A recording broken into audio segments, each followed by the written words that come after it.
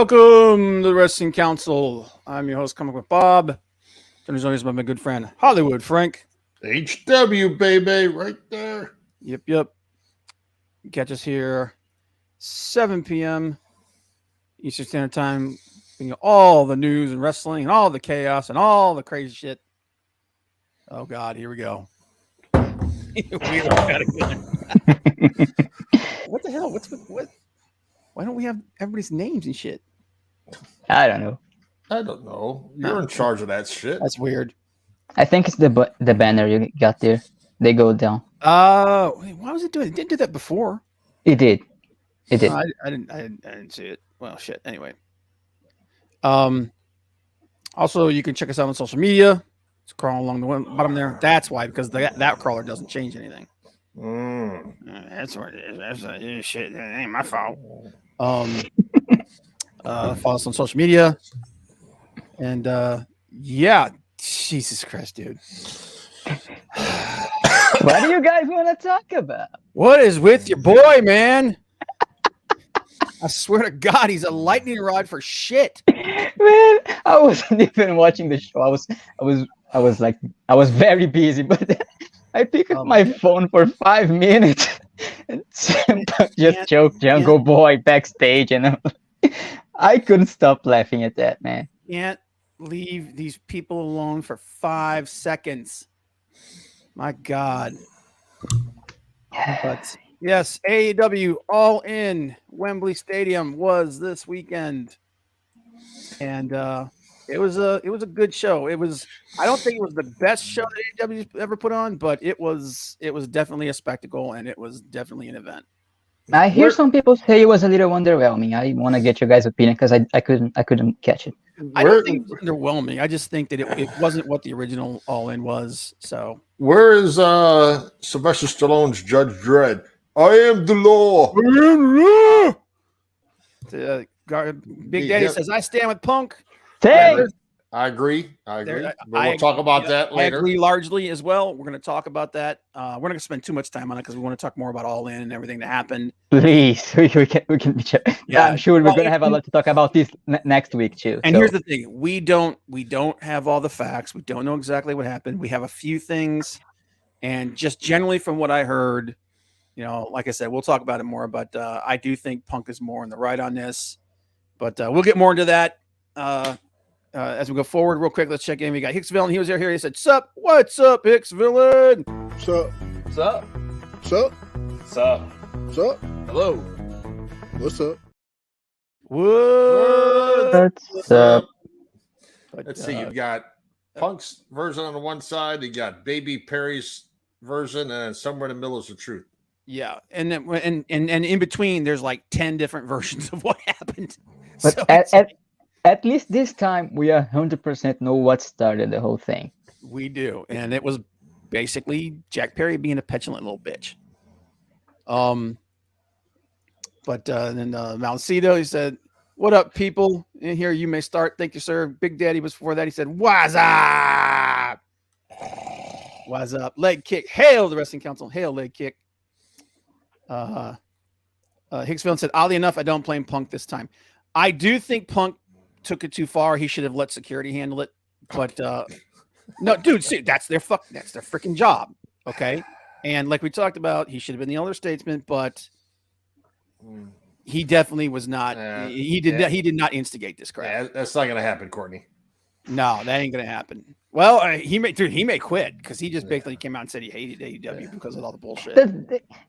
People are making that statement to be something bigger than it is. Everyone says, "I hate this place at this job sometime or another." Yeah, and again, we're also getting that secondhand. We don't know. True. Rob says that every time he goes to work. God damn. Dude, I do hate that place. that's not hearsay. I'm telling you right now, that place sucks balls. All Punk needs to do is do this. Tell Tony Khan. Not booking him. Limo started. No, actually, that's not true. From what I understand, that reports basically everybody was responsible for their own transportation.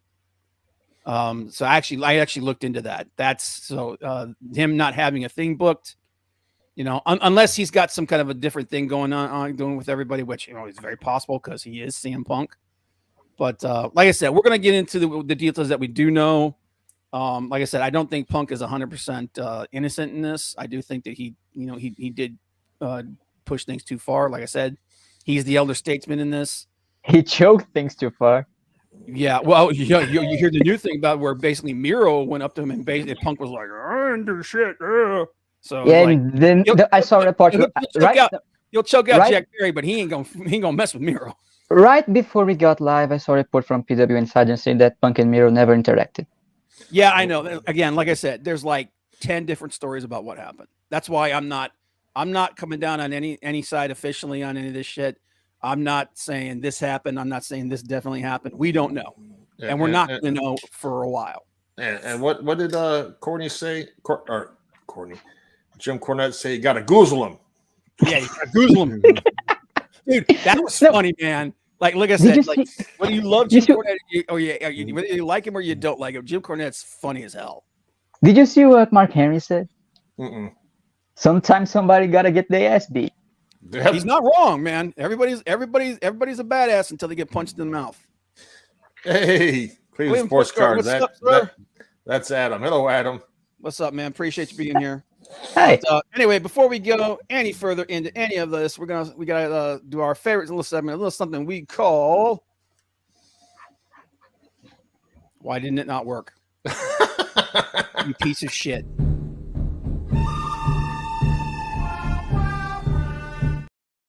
I swear, every time I get an update on this goddamn app, it changes my shit around. But yes, it's the GBU, the good, the bad, and the ugly. This week it is Frank. He's going to steal everybody's thunder. Give me what you got, brother. The good. Was it the best pay-per-view AEW's ever put on? No.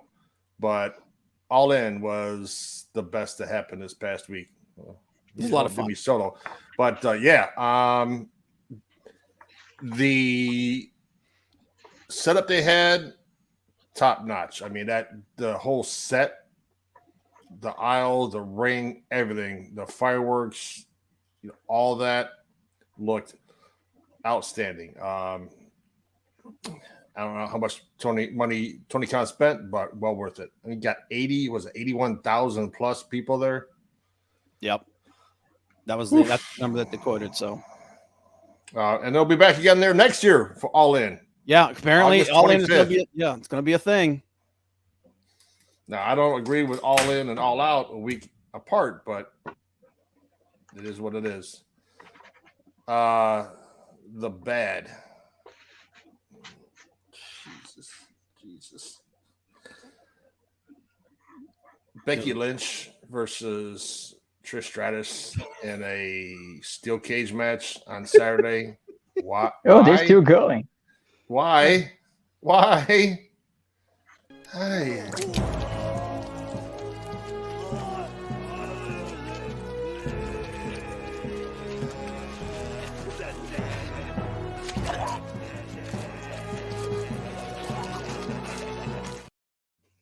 What he said exactly. Like, good Lord. Please end this on Saturday, one way or the other. It's got to go. And there is no ugly. My ugly is sad. Rob talked about it the other day. Lost a legend with Terry Funk, 79 years old, and lost what I would consider one of the brilliant minds in wrestling right now. The guy knew how to get himself over. Just a third generation wrestler. Grandfather Blackjack Mulligan, his dad Mike Rotunda, nephew of Barry Windham, brother of Bo Dallas, Taylor Rotunda. Too soon.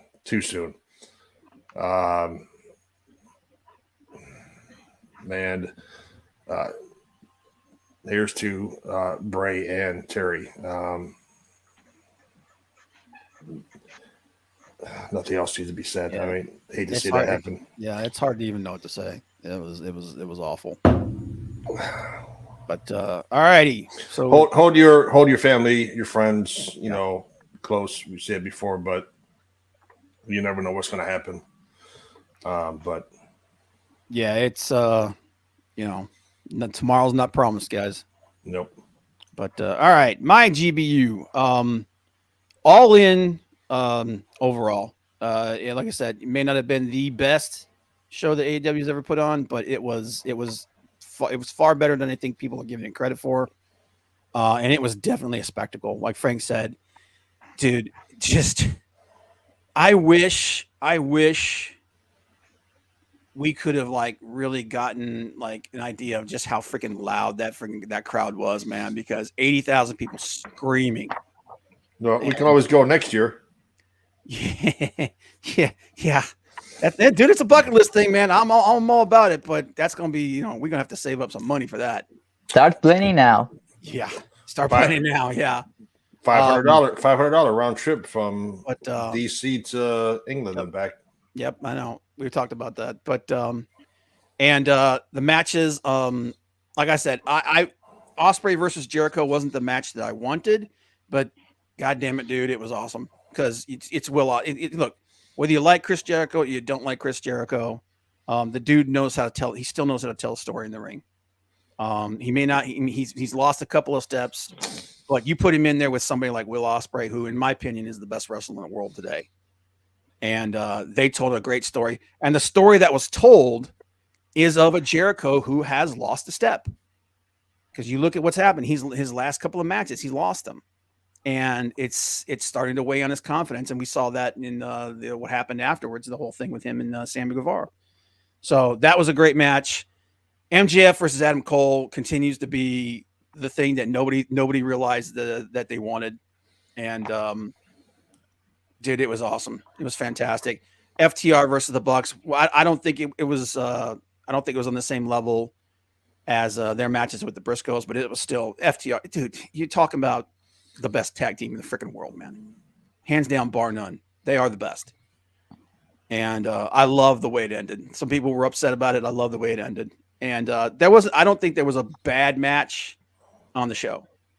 But so was it what we and it's just like the first Forbidden Door. Was it what everybody wanted? No, there was no, you're down to your biggest stars.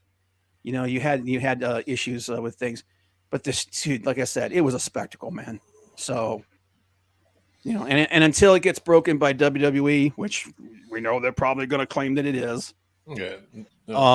Next year WrestleMania. This showed All In showed that wrestling is, it's still alive and well, man. And there's something for everybody, and that's what it's all about. The bad, obviously, Bray Wyatt, Wyndham Rotunda, Terry Funk passing away. That was terrible. We're going to talk a little bit about them. Like me and Frank were talking about our favorite matches from both of them. I did a little bit of research and kind of parse back through my memory a little bit. We'll talk a little bit about that. But for me, the bad is just it's the drama. Punk versus Jungle versus Jack Perry. I feel like it put a black eye onto All In. Give us one pay-per-view cycle without trouble. I swear to God, just one. And again, like I said, we're gonna talk about it, briefly. As I said, we don't want to spend too much time on it. Yeah, I know the hotels are already sold out for next year. God damn. That's okay. I got friends. That plus also, I don't even care if I had to drive half hour away. Yeah. If you have a few people, some people do Airbnb, find a place, even if it's a half hour away. Yeah. But yeah, that was the bad. And the ugly, it is very clear now at this point that Tony Khan has lost control of his company. And if he does not do something, he is allowing this environment to persist, regardless of who's responsible, regardless of who's starting it. he is allowing this kind of Wild West bullshit to continue. And until he sacks up and deals with it, or if he's not willing or capable to do that, of doing that, he needs to hire. I've said this a million times. He needs to hire somebody to do it for him. Okay. Now, I'm not saying you got to go Bill Watts level and just piss off everybody, but you got to do something. Okay. You got to stop being everybody's friend, and you got to be the boss, or your company's going to fall apart. So that's my GBU. Johnny, you got anything you want to add? I got stuff I want to talk about, but I'm sure they're gonna get there. Yeah. All right. So bring back locker room court. Dude, I'm gonna tell you what. No, I'll tell you what. I was talking to a couple, because everybody's talking about this crap on the internet, and they're like, "Well, who can he get to do?" Because he lost the perfect person when he let Regal leave. Dude, from all reports, Joe's the one who broke the freaking fight up. He was there waiting to come out. It was their match next. Yeah, and he basically stepped in. And he separated everybody, and he pulled them apart. Joe's a freaking veteran, man. He's been around for a long time, and he's the kind of dude. If he gets up in your face, you're gonna step away. He don't have to do that. I'm gonna step away regardless. Okay, so I could see Joe being a person that could do it. Jerry Lynn, I think, is somebody that could do it. There was somebody else I was thinking about that. It's been around forever, and he's got a couple of guys on that roster that he could hire. But here's the thing: you got to hire them in an official capacity to do that job. Yep. And basically give them the authority and the legal authority to say, listen, back the hell off, go cool off, and also have the level head to be able to go in there and diffuse the situation. Yeah, Guardian Chaos could. Tony, hire him. There you go. Yeah, Big Daddy can go in there and set them straight. On top of that, we need real repercussions to the people who start the stuff. Yes, like real repercussions, not as stern talking. That's not going to do it.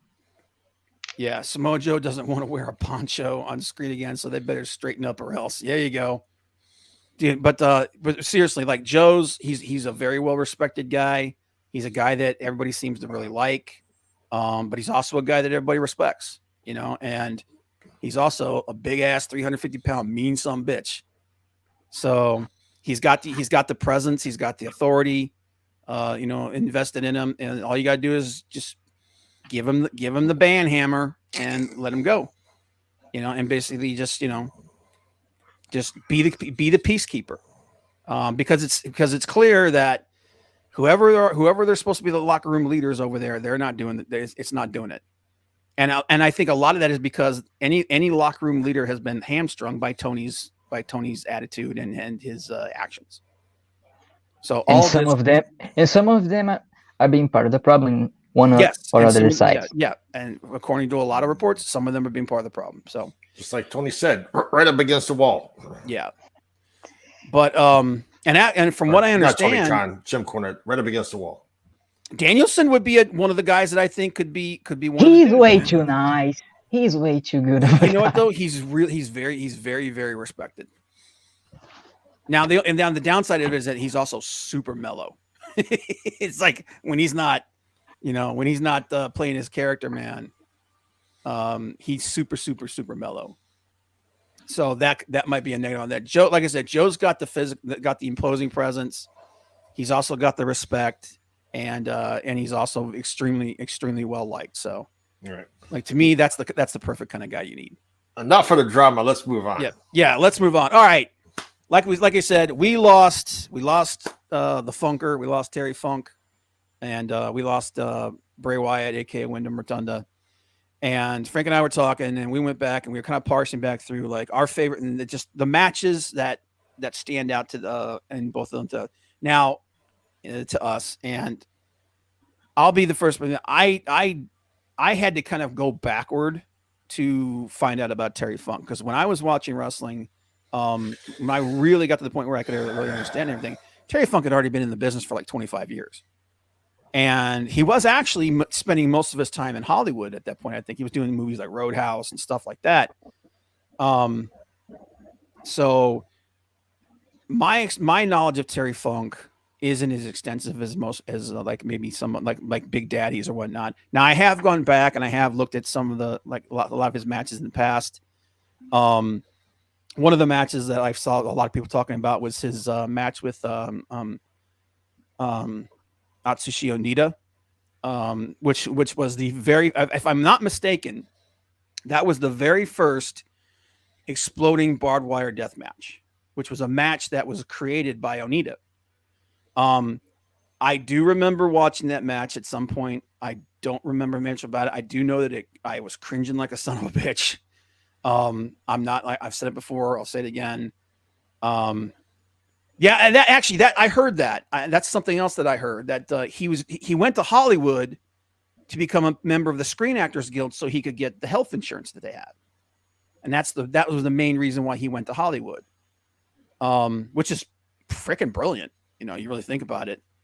But for me, the match that I truly became aware of Terry Funk was, and this is because I'm such a huge mark and a huge fan for Flair versus Steamboat. I still think today it's the best match series I've ever seen.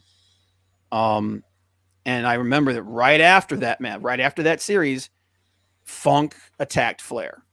And I actually didn't really know who he was until then. And it may not be their best match, but it's the match that sticks out in my mind. And looking back at it, and I did some research and everything. And this was a couple of years. I think it was Clash of Champions 9. So I think it was like 1989. It was a couple of years before WCW basically started walking away from Flair as the center of the company. Flair had just turned 40 or something like that. He was right around that age. Funk was like, everyone thought Funk was done. But this was the match between the two of them was basically two guys trying to prove that they were still relevant. And it was a great match, man. Like I said, and I think it holds a place in my mind because of it coming off of the end of Flair Steamboat. So that was my, and I remember he had matches with Tully Blanchard. Yep. Right around, all of it was right around the same time. It was like a 5-year period between 1989 and 1994 or 95. Damn. So, and then obviously, all the stuff he did with Mick Foley, Cactus Jack. Yep. The guy had a literal friggin' endless career. So Big Daddy, that's awesome, man. Yeah, that is cool. I was fortunate to work with Funk at his birthplace, Indiana Civic Center, October 2001, a month after 9/11. God damn. Dude, I remember a bunch of like smaller promotions were adamant about continuing shows after 9/11 just to give people something to take their minds off of it for a minute. And that had to be a very emotional match for you there, to work with them, Big Daddy.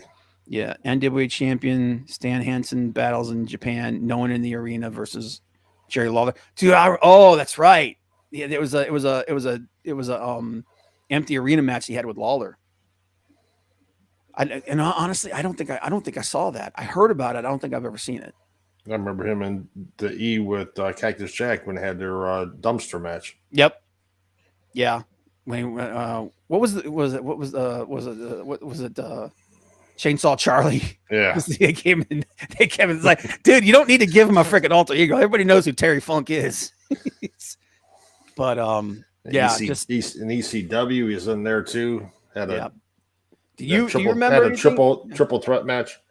Johnny, do you know any of Funk's trios tag match? I mean, does that be way too far before your time? So you said you were like, you caught the tail end of his career. He was already gone when I started watching this. Yeah, I figured. Yeah, I'll tell you what, man. There are some. What I went back and saw was a little bit of him and Dusty because I thought those pictures were funny, and that was great. Yeah, he was. Yeah, dude. Both him and his brother Dory were amazing. Yeah. As far as with Bray, obviously he had a much smaller career. But the match that actually stands out for me for his career was actually not a singles match. It was the 6-man tag match with the Wyatt family versus the Shield. And I remember that because at the time, the Wyatt family was the new thing. Like they had only been in existence for less than a year at that point. I think this was in 2014.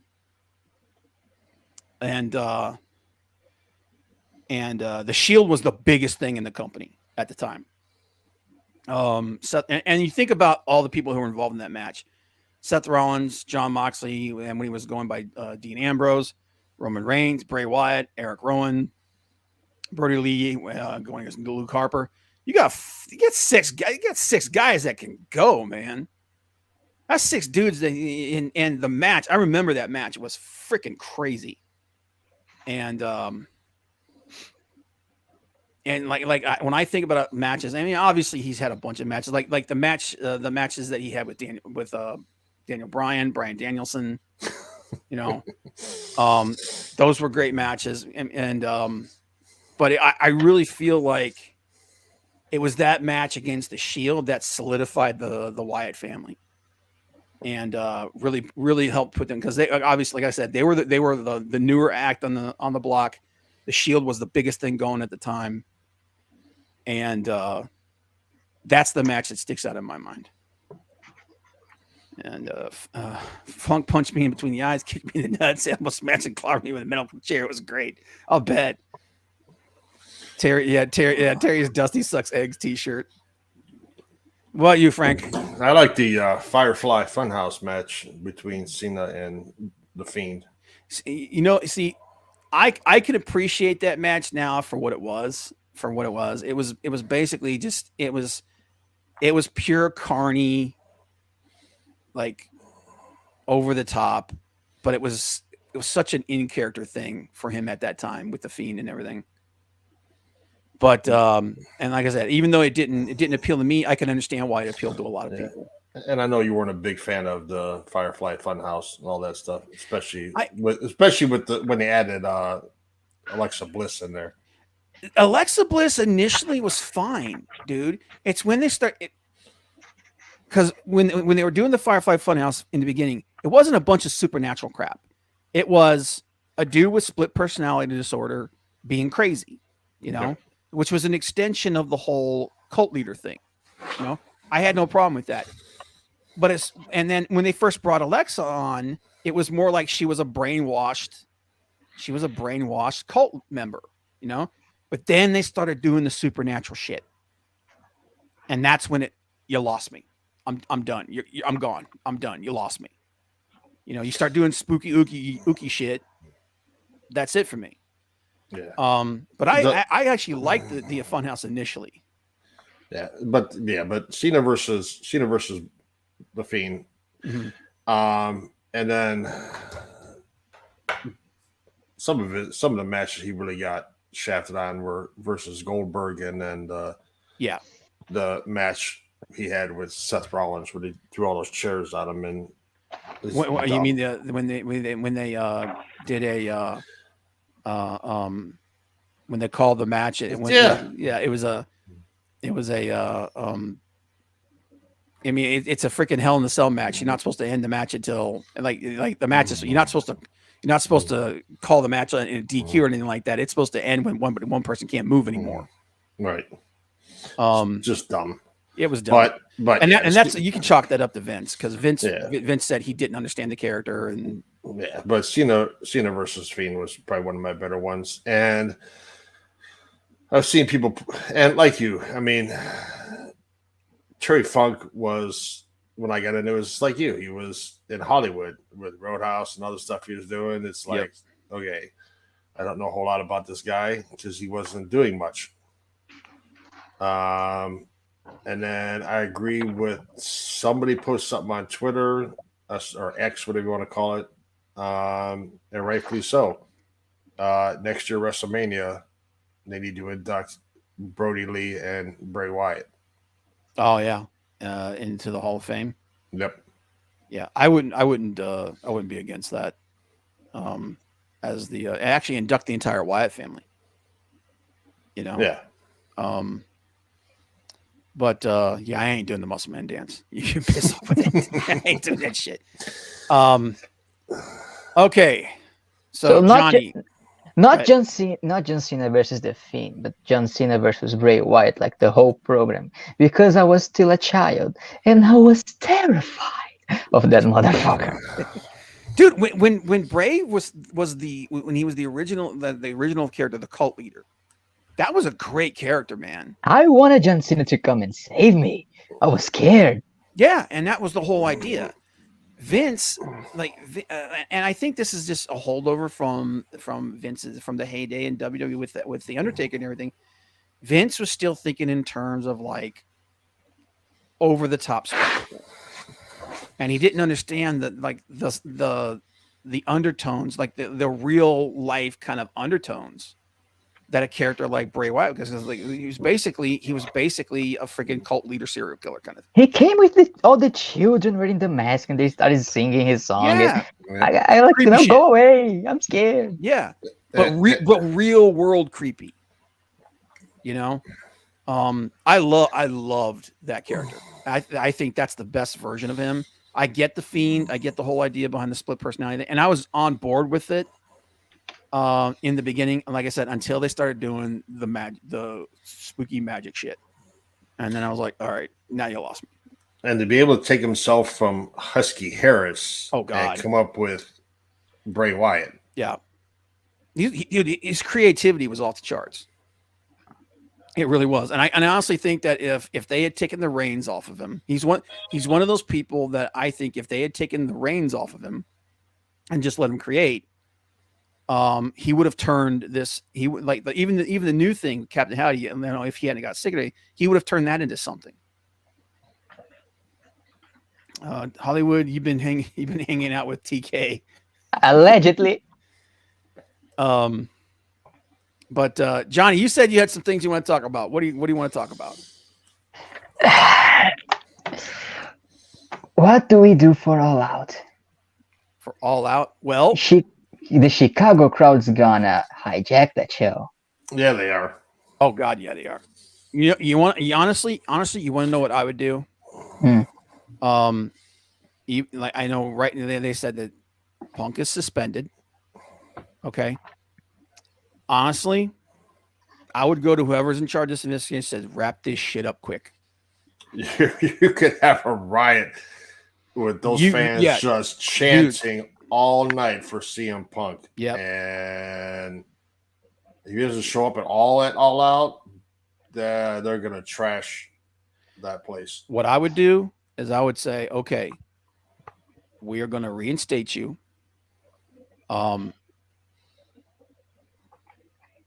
Mind your P's and Q's.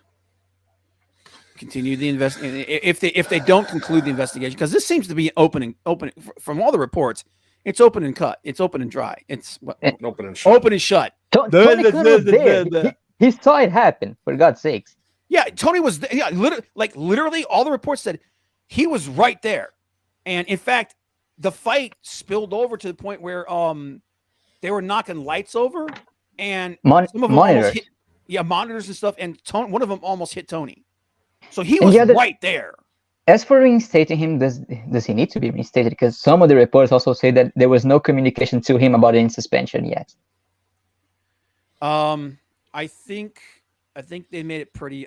As far as it's not, I think people there's nothing official. There's nothing official out there. I don't think that it's a suspension. I think it's basically go sit on the bench until we come talk to you. It's that, because if it was an official suspension, AEW Tony would have said something about it. So I think people are just assuming that because they sent everybody home that that they've been suspended. I think that's an assumption, and there's a lot of assumptions going on about this thing, man. Because like I said, there's like 5 or 6 different versions of what actually happened. So we could just honestly, jumping on the windshield was like enough of a message. You didn't have to say anything, stupid kid. Well, here's the thing. This is what I say about Jack Perry. Some of the older guys need to come to him and say, "Hey, cut your shit. You're being a fucking child." Okay, just because he wanted to be John Moxley for a night and do something crazy, and go through real plate glass and potentially scar himself seriously or even seriously injure himself because he's so desperate for people to take him seriously. Man, that glass cut the wrong place. He's dead. Yeah, exactly, dude. They should have said, "Oh, you want to go through a plate glass? You want to go through a plate glass window? Go talk to Nick Gage." I mean, it's like, dude, you're being stupid. Yeah. And like I said, he's, but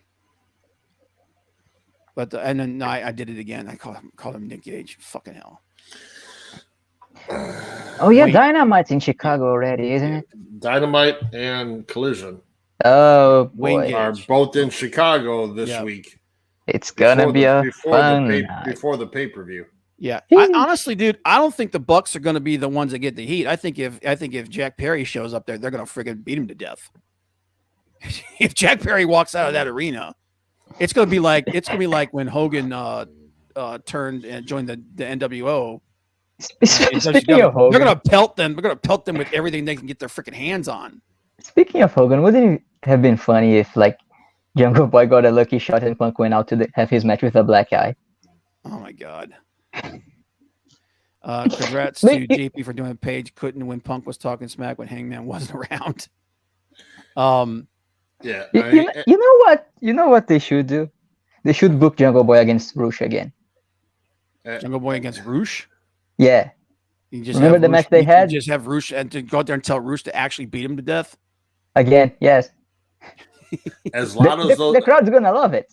yeah, as loud as those fans are when Dominic gets on the mic, Oh God, try talking, it's gonna be even worse for Jack Perry if he comes out there and gets on dude! the mic. If Jack Perry comes out on that friggin' pay per view, I would not be surprised if he comes out on Wednesday or He's dead Saturday. tomorrow. dude. I'm gonna tell you, if he comes out at All Out, I wouldn't be surprised if people jump the friggin' rails and run in there and try to kill him. So, but if I'm Tony Khan, knowing the importance of this show and having been there, because he's got to know the score, he's got to know what was really going on there. So if that was him, and from what I've seen, is Punk a diva? Yes, he always has been, but it sounds like Jack has been carrying this friggin' butthurt with him for the last month and a half. Because the whole thing with Collision happened like a month and a half ago. Well, he's like this with the Young Bucks. So of course, Here's the thing, though. From what I understand, the Bucks are not involved and are not like backing him up on this. This is just Jack. What it is he's one of the guys that originally got hired when AEW first started. He doesn't like that Punk came in here and is basically. Let's be completely honest with this. Punk is running Collision. Yeah, he doesn't like that. This guy come in, he's got his own show. Yeah, this guy came in, not only has his own show, but is basically Punk is he may not have the official title, but Punk is a producer. He's a producer. He's producing Collision. Okay, so he has the benefit of that show. And yeah, like we said, it's the best wrestling show on TV right now. Even has every episode been amazing? No, but generally they've been excellent. And Jack went there, like I said, wanted to indulge in his fantasy of being John Moxley for a night, and Punk said, "No, we're not doing stuff like that on this show." And to be completely honest, I'm okay with that. I'm okay with less hardcore shit. And it wasn't just Punk. Punk was the last resort because he didn't want to listen to anybody. It was Schiavone, a bunch of other people. Oh yeah, a bunch of other people. I think Dax Harwood told him it was a bad idea. And dude, Dax Harwood might be the most level-headed dude in the entire damn company. And if that dude comes out and says, "Dude, that's not a good idea," you can probably take that to the bank. Yeah, because Cash is gonna put a gun on you, so better be that. Cash is gonna bust a cap in his ass. Yeah, I don't want, like I said, I don't want to talk. I don't want to like have the entire show taken up with all this shit. But like I said, we know what it needs to happen. I think at All Out, Punk's going to be at All Out. He has to be. He has to be. So, I don't know what capacity he's going to be in. He's going to have at it. I think what was it? There's 4 matches that are set up. Let's see here. Card. Let's get over this and talk about every other match from All In and Yes. All Out, Yes. All Out, and Payback. Yep. Yeah. So right now it's Luchasaurus versus Darby Allin, Orange Cassidy versus Penta to face Moxley, Statlander versus Soho, Omega versus Takeshita, and Mira versus Powerhouse Hobbs. So they'll probably announce at least 3 more matches for that this week. All right. All In. Started off with Punk versus. Well, start off the pre-show. Okay. Well, the with pre-show. your- with This your time we new kind of have to talk about it. with your new Ring of Honor Tag Team Champions, Adam Cole and MJF. MJF and Adam Cole, baby. Yep. When I And you heard know about what? that, I knew no one's gonna turn on anybody. As soon as they won, I was like, okay, yeah, they're gonna pull this thing out. And honestly, I'm okay with that. I'm okay with them letting this story, breathe a little bit. The thing that I thought was interesting was you could tell that this match they weren't doing anything crazy, they weren't doing anything over the top. It wasn't a bad match, but it was clear that they were making sure that Cole and MJF weren't going to get hurt. They were smart about it. Yeah, they were smart about it. Yeah, and I think it was about 7 or 8 minutes. It was a decent match. It was all right, and yeah, there you are now. Your Ring of Honor Tag Team Champions, which I'm wondering if that means they got it means they got to show up at Ring of Honor, which I'm 100% behind that. Ring of Honor has actually been a good show if you guys haven't been watching it. Then it was it Hook versus Jack Perry. Hook took back the FTW championship. Look, dude, either make this thing an official championship or piss off with it. I'm done with it. Hook looked a lot better in this match than I think. We're starting to see more from Hook. Like I said, a couple months ago, I said I need to start seeing something from this kid. I need to start seeing something from him to show me. I still don't think he has a personality. Come on, you had Hookhausen a few months ago. Ugh. But wasn't a bad match. Wasn't great. Wasn't bad. I had a feeling when he said that shit to the camera after the going through the windshield of the car, I was like, oh God, man, here we go. Move along. Yeah, Move along. moving along. Nothing to see here. These Yeah. aren't the droids you're looking for. Real World Championship, CM Punk versus Samoa Joe. I thought this was awesome. Wasn't the best obviously, they've both lost a step. Joe could, for a big dude, man, Joe could still go. And every time Joe does the walk away, I laugh my ass off. It's one of the best spots. It is one of the best spots in friggin' wrestling, man. I don't give a crap what anybody says. Dude, Joe, when Punk first came out, crowd was behind him, was singing Cult of Personality and everything. Yeah. But the minute Joe got in that ring, man, you could see there was a whole the first section before you start getting to the stadium seats, there was a whole section of nothing but friggin' soccer hooligans, and they were all coming up like screw fuck you, Punk, and they were 100% behind Joe in this match, dude. And you could tell Punk was loving it, dude. He was loving every minute of it, man. He was smiling from ear to ear. And Joe was just feeding on that, man. It was awesome. I love Joe. He's WWE did not know what they had when they had that guy. But it was a good match. So very clearly they were loving Joe. And it was awesome. It was a great way to. And like I said, like Jericho said one time, if you can't be last, be first. And they kind of set the tone. Next match, Golden Elite, Hangman, Omega, Ibushi versus Jay White, Juice Robinson, and Konosuke Takeshita. It does look like Ibushi is kind of still getting rid of some ring rust. There were a couple spots that he missed. Overall, though, I think he looked good. I mean, is it the Ibushi from 10 years ago? Of course not. No. But then again, you're not the person you were 10 years ago. So it's I'm better. Like shit, man, my knees are powder now. So, but this was a fun match, and I think it was the right call. I think this helps.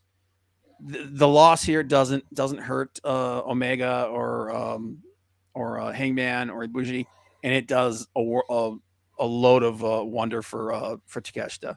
That's one problem they have with All In, though, is that they can't really finish any of these stories with All Out so close.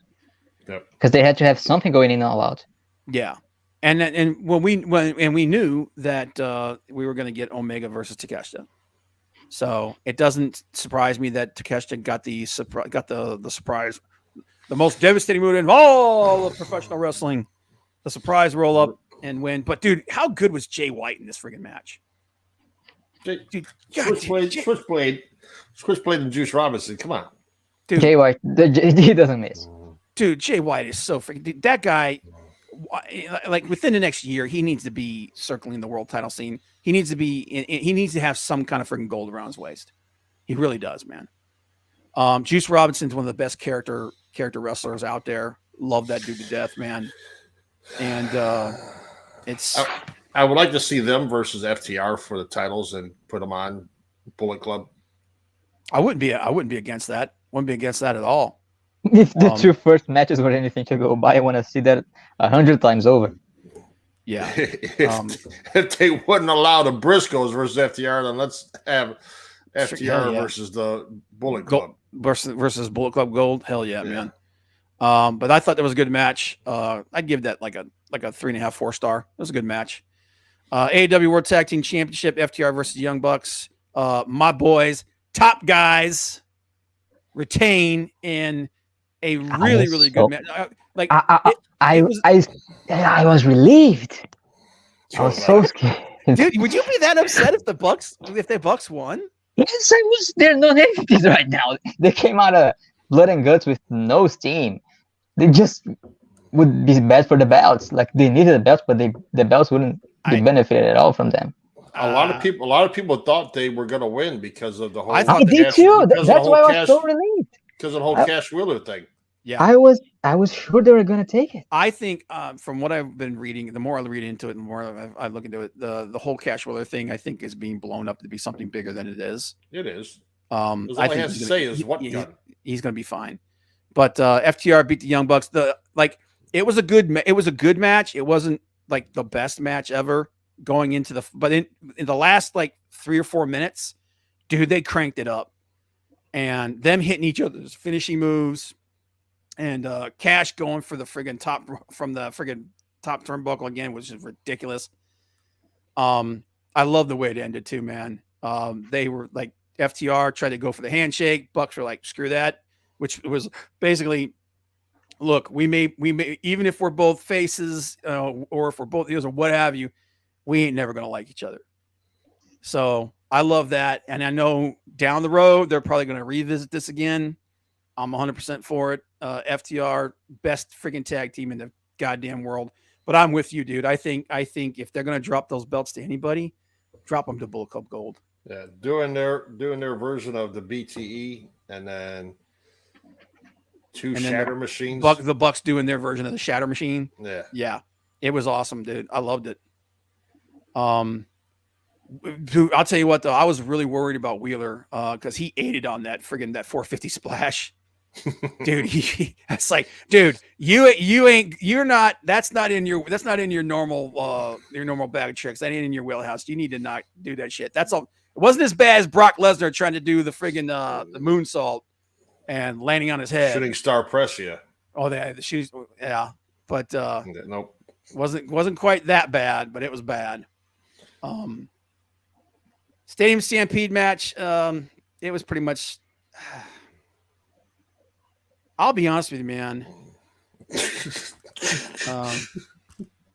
This thing was chaos. John Moxley. Yeah. Dude, okay. Remember when I said sometimes you got to protect people from themselves? And I understand. Supposedly Moxley has done this friggin' thing in the past. How many of those did he have sticking out of his forehead? Oh my god, dude! I'm like, if somebody doesn't rein him in a little bit, he's going to look like Abdullah the Butcher within the next 5 years.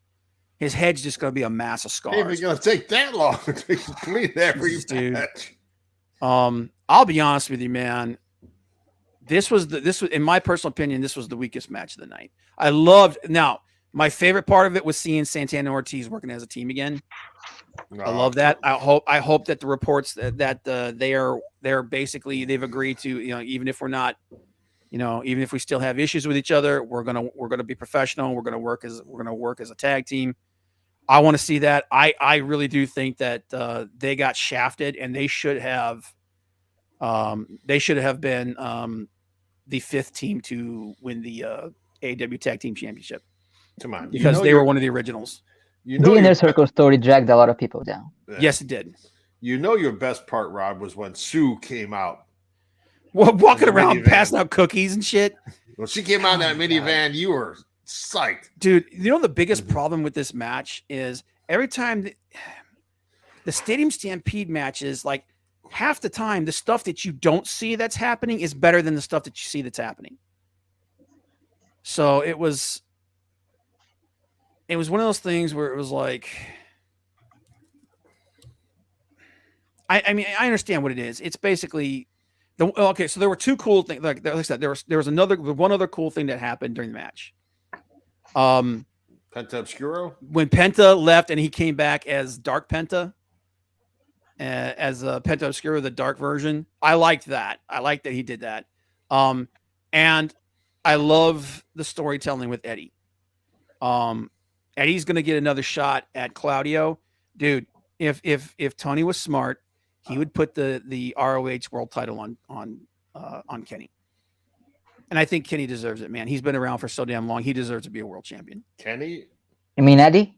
Eddie. I'm sorry. Yes. Okay. No problem. Drove all the way from Long Island. Yeah, she drove in her. Yeah, dude. What they should have done is they should have had her pulling up in her minivan, and then same minivan was like, how the hell did they get the minivan all the way over to friggin' Wembley? I drove. It's just, I don't know. That match just wasn't for me, man. There was a couple, like I said, there were a couple of things I really liked about it. It's just the Stadium Stampede matches have never been my favorite. But I honestly, I think that this was more of a setup for things going forward in the future. I think we're going to get Lucha Brothers versus Santana and Ortiz. I think we're going to get Eddie versus Claudio again. And like I said, put the friggin' world title on Eddie, dude. He deserves it. AEW Women's Championship. This was a decent match. Toni Storm and Shida were the better wrestlers in like the spots that they did. They're clearly the better wrestlers. Okay. Yeah. I've said this before.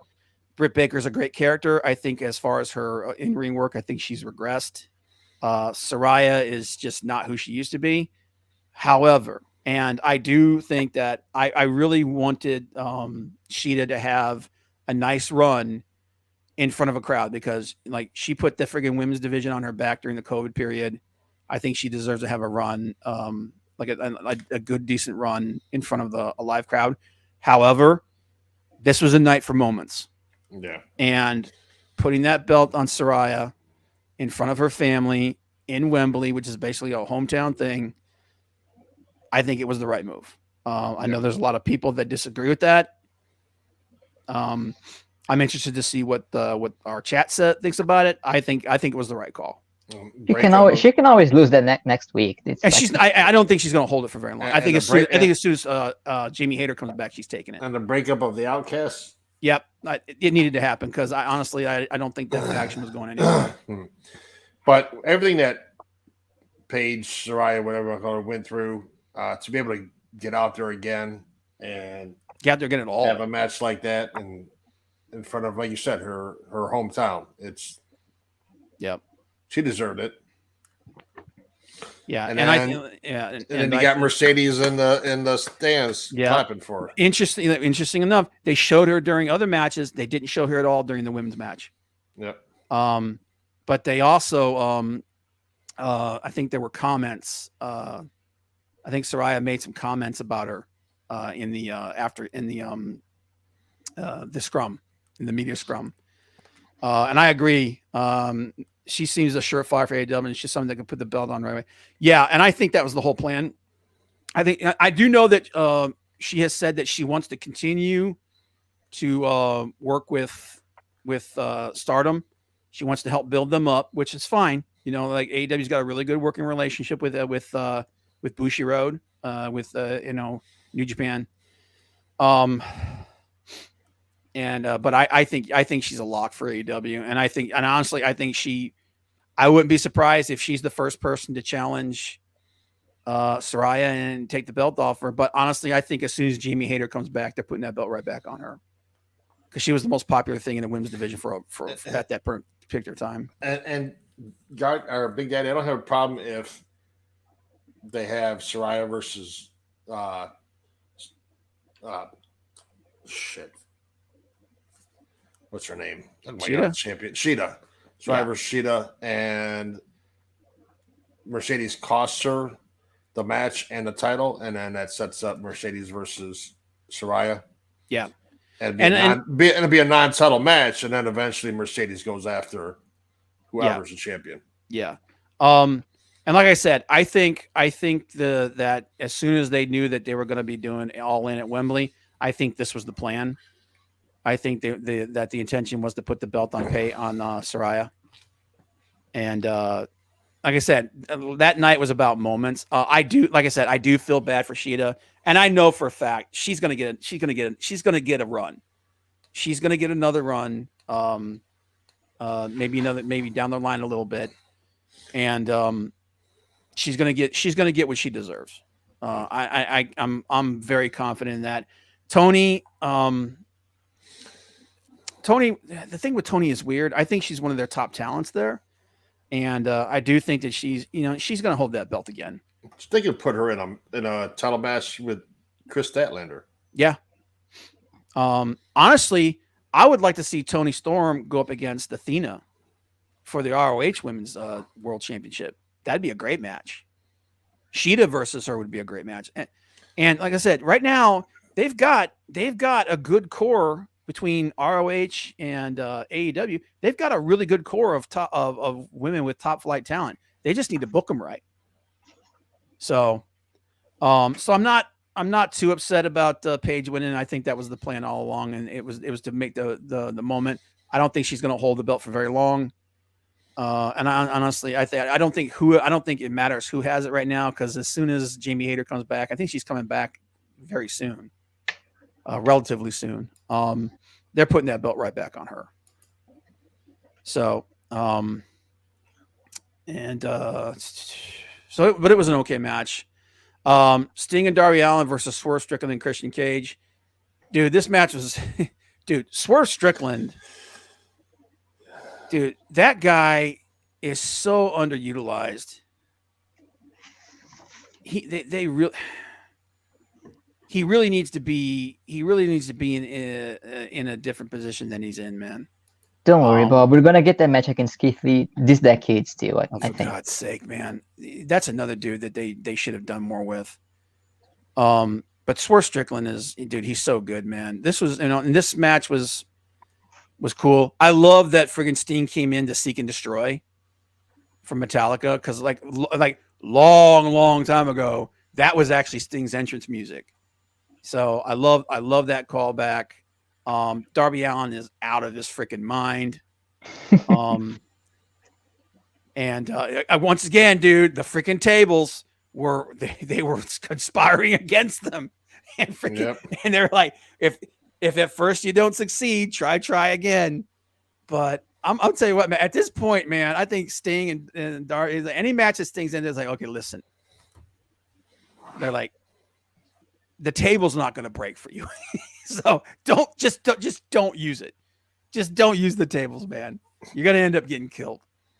But But that was a good match. And it's exactly what it was. It was a coffin match. So, and I love that every time they kept trying to look close, the lady kept sticking his arms and stuff out and stopping him from doing it. And then finally, he just starts using the bat to just get him in there.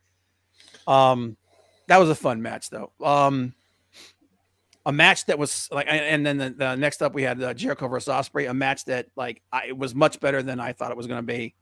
Like I said, Jericho is still good at telling a story in the ring, even though he's lost a couple steps. Will Ospreay's the best wrestler in the freaking world. I know he said, and I know his contract's up at the end of the year with New Japan. I'm pretty sure that they're going to, like, before it even runs out, they'll probably renegotiate with him. But I'll tell you what, if I'm Tony Khan, I'm driving a fucking Brinks truck up to Will Ospreay's friggin' door and just dumping it out. I know he said he doesn't want to come stateside. He likes working with AEW.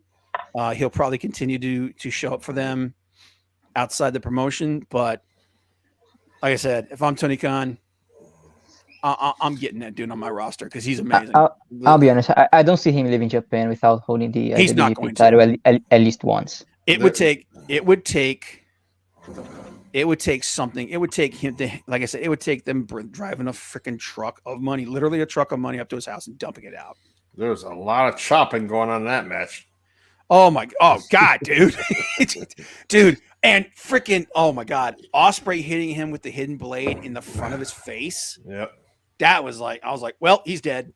You know, it's like, well, you just took one right to the cranium, dude. You're done. Red Dress Press, what's up, sir? Thanks for joining us. Chris. Appreciate it. Chop. Big Daddy said Swerve is awesome. Had the opportunity with him in 2017. Dude, that guy, he's God one of those. damn, you know everybody. Yeah, he does. Dude, he's been around forever. As I said, go learn at the Learning Tree. Go listen to his streams and stuff, man. He knows everyone. Minoru Suzuki would have been loving that. Oh my Chop. Give me a God, link dude. to that. But this was a great match, man. And I love the story that they're telling. That the story is that Will Ospreay, that Jericho has lost a step because he's lost his last two major matches. And that played into the end where Guevara started talking to him and he was like shoving Guevara away and he was just like, he was despondent about it. Okay. Here's the thing. We've talked about this before. I don't want to see I know that this is Sting's last year. At least that's what he says. I pray to God he's right. I don't want to see this dude get crippled in the ring. I don't want to see what happened with Ric Flair happen to anybody else. And I know that Jericho's in a lot better condition, shape than Rick is, but he has clearly lost a step. And the thing is he's so good at everything. Put that guy in the announce table, at the announcer's table, man. And he's better than 90% of the people there. So he doesn't need to continue. I mean, he could still wrestle matches and stuff. He just doesn't need to beat himself up for that rest of the. He's better than Schiavone. I like Tony Schiavone. I just don't think Tony Schiavone works well in the A little bit. I don't like a lot of Schiavone. Yeah, Shivani and Yeah. Excalibur have a little too much fun in there. Yeah, More that's than they why I should. like, dude. That's why I like the announce team on Collision better, dude. Kevin Kelly and Nigel McGuinness are fantastic. Fantastic. He probably paid a ton of money for Queen also. Oh yeah. God, yeah. Ospreay is a bargain, dude. I'm just no. The thing is, Will Ospreay loves New Japan, dude. He loves New Japan. He loves being He there. can go there anytime he wants even if he signs with AEW. Yeah, and that's that's the thing, though, man. He doesn't want to move to the States. He said that. He's kind of in the same position as Neville, you know. But it would take Tony Khan. It would take him writing a blank check to get him to go there. Which I ain't mad at him for it, man. If you love what you're doing, you don't keep doing it. But yeah, Ospreay versus Jericho was great, and the storyline that they set up. I'd be surprised if we don't get Jericho versus Sammy. Sammy at All Out. at All Out. Trios Championship, the Acclaim versus Acclaim and Badass Billy Gunn versus House of Black. We knew what was going to happen with this as soon as Billy Gunn came out before. Was it on Saturday? Now, Frank, do you like this result? Because I think Bob wanted to keep the belt on the House of Black. But how about you, Frank? when he said he was going to be coming out as badass, you knew that they were going to put the titles on Yeah. the Acclaim. Yeah. I don't have a problem with it. Give Billy a little run. Yeah. The guy's what, 62 years old or something like that. Yeah. I think he deserved to have one last run as a tag champ. But I don't have a problem with it. And honestly, it's not going to be a long title reign for those guys. no. And honestly, I think House of Black remaining as a unit, but doing more singles matches. I'm 1,000% behind that, man. But shit, dude. Whoever, because I don't see Orange Cassidy losing the title to who's your wrestling on Sunday. It's him versus Penta, and then the winner takes on Moxley. Yeah, I don't see him losing to either one of those guys. I see him losing I can see him losing to Moxley. Possibly, but I'd love to see Buddy versus. Oh, dude, I'll take Buddy Matthews versus anybody.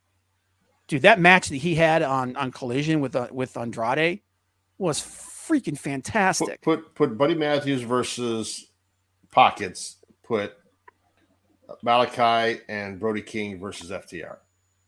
I'd be down with that too. I want to see Malachi Black in more single stuff though. Dude, I'd love to see him versus Moxley. I'd love to see him versus a bunch of people. I think this is going to free them up to do more single stuff. I mean, they'll still be a unit, obviously, but I think it frees them up to do more single stuff. But yeah, I wasn't surprised when this happened. It wasn't the best match, but it was serviceable. It was decent. World Championship match: Adam Cole versus MJF. Dude, this was awesome. It was so good. And as the match went on, they made it clear that Cole was the more aggressive and the one willing to like push the thing. And we all thought that one of them was going to, well, until they won the tag belts. If they really wanted to keep people guessing, they would have had them not win the tag belts. They wouldn't have even booked that match. But as soon as they won those belts, I said, okay, they're not breaking them up. But we saw Cole almost go to the dark side. Roderick Strong was like losing his shit, trying to get him to take out Max. Oh, I'm your friend. And obviously it's going to be them versus the Kingdom. I see Orange finally falling apart against Moxley. That's what I think so too. Although I really wish it would have been Miro. I think Miro deserves to either Miro or Pac. Pac was already the international champion. But I had the feeling that they were going to put that belt on Moxley. And that's my prediction. I think Moxley's going to walk away with the belt. How much were they paying the ref to take those bumps? Dude, he took that Panama Sunrise. I was like, I really hope he landed right, because that could really mess you up. But I think that I don't think that this thing was initially going to continue like it has, but I think it's one of those things that just proved so popular with the fans that they were like, just keep doing it, man. Yeah, nice of AEW to fly the Kingdom out for 1 second of screen time. Yeah, man, dude, you could have just filmed them in a segment back home and said that they were there, and it would have mattered. Well, they flew out Ruby Soho for about 30 seconds of screen time. well, I'm sure they got paid. So. Oh yeah. But overall, what would you guys give it? I'd give it either a solid B+ or like an A-. I thought it was a good show. It was a fun show. Frank? B+. Yeah, I think it was a solid show. I think it was an amazing. I think it was a spectacle. Definitely, I agree with you on everything you said. The production values were fantastic. They must have blown their friggin' pyro budget for the year for that shit, man, because it was awesome. The not having Bryan Danielson, yeah, not having him, not having Hater, not having Pac. That hurt him. Would like to have seen a match with Zack Sabre Jr. in there. Oh God, yeah. But that would have been fantastic. I would have liked to have seen something with either Rev Pro or Stardom or more New Japan in Um, NWA, MWF, or whatever. MLW. Impact, MLW, Impact something Yeah. like the first All In 5 years ago. Yeah. And I really do think that if going forward, they maybe need to reach out a little bit like that. I do know that, like I said, we were talking about it before the show. MLW just signed a working agreement with New Japan. So New Japan could be like an intermediary. Dude, if I was Tony Khan, man, I'd have been like, they'll do all that at Wrestle Dream. Yeah, probably. But if I was Tony Khan, man, I'd be like calling up MLW saying, hey, I want Hammerstone or Fatu for a match, and set something up, at least going forward, like next year or something like that. That's what I would do. Because why not? Everybody wins. Yep. But real quick, let's go over Payback. Payback Saturday, All Out Sunday. All right, so Undisputed W Tag Team Championships, Kevin Owens, Sami Zayn versus Judgment Day. I think Judgment Day win. I think Judgment Day take the. I think because it's Damian Priest and Finn Balor. I think they're going to win the belts, and then later that night, I think Damian Priest is going to cash in on Rollins, and he's going to take the title, and that's just going to continue that storyline. It's going to add another element to it. Now, it's not what I would do. I wouldn't put the tag belts on them because then you're going to have issues with your tag belts, but it does create a level of drama. I'm gonna go with Sammy and Owens. Sammy and Owens keeping their titles. Okay. You're allowed to be wrong. The way the norm has been with. It could go against Norm, but the way the Norm's been with their lesser pay-per-views, no titles change hands. That's true. Or it'll be like one of the mid-level titles or something like that. Johnny, you got any way on any of this? I know nothing of what's going on there. Miz versus LA Knight. LA Knight. Yeah. LA Knight's gonna win this. Please. United States Championship, Rey Mysterio versus Austin Theory. You and I were talking about this. I think Rey keeps it, and I think they set up him versus Santos Escobar. Yep, I think they set up him versus Escobar. Escobar turns on Rey Mysterio and costs him the match. But Trish Stratus versus Becky Lynch. Nobody gives a shit. Put Becky Lynch over because she's the permanent talent, and just get this shit off my screen. God damn, you guys are mad at this. Dude, it's so bad. It's so bad. Trish Stratus needs to stop. It's awful, dude. It's I'm not trying to be an asshole or anything like that, but god damn, Becky deserves way better than this, and this feud has been dog shit. Let's move on to Becky versus Zoe Stark, which is where it should be. Which is where it should be and would be much better. Women's World Championship, Rhea Ripley versus Raquel Rodriguez. I don't think Rodriguez is winning. Nope. I do think that they should I think Rodriguez should become her rock to Rhea's Austin. I think they need to build like a continuous feud between these two. Does the new Samoan submission machine Nia Jax make an appearance in that match? Unfortunately, probably. They signed her? They were talking about bringing her in. Oh, Dude, they're so depleted from injuries and whatnot. They're hurting bad. She's the new Samoan submission machine. And then the World Heavyweight Championship, Seth Rollins versus Shinsuke Nakamura. They ain't putting that belt on Nakamura. Nope. No. I love Nakamura. I think he deserved a run as a world champion in WWE. At this point, though, it's never going to happen. And I think after the match, I think Damian Priest. I think Priest cashes in and he takes the title. Yeah, I would not be surprised if they do that. Yep. But they got a month of Cena. They'll be fine. Yeah. Boy. But all right, that's it for us this week, guys. Hey, we didn't do All Out. Yeah, we did. We talked about it earlier. No, All Out. The predictions. Yeah, we talked about All Out. We didn't do predictions. Oh, well, I mean, we don't have the whole card, but okay, we can do it with what we got. Yeah. That's what it says up in the title up there. All out predictions. Luchasaurus versus Darby Allin. I think Darby Allin takes it. Yes. Please. I think Darby takes it. I think Cassidy beats Penta, but then he loses to Moxley.